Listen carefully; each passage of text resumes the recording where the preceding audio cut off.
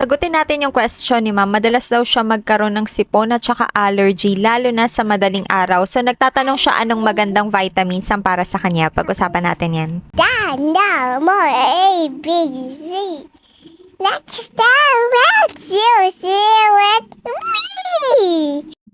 Me, dahil madalas mo na siyang na-experience, mas magandang ma-identify yung possible triggers. So, pwedeng alikabok, dust mites, so kung pabango ba, kung may pet kayo sa bahay.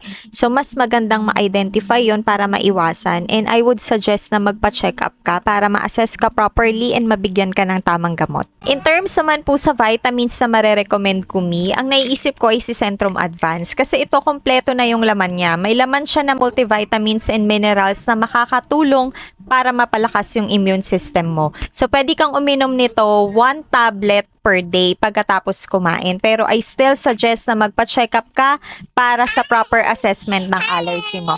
Yun lang po. Salamat! Ay, say bye na. Bye.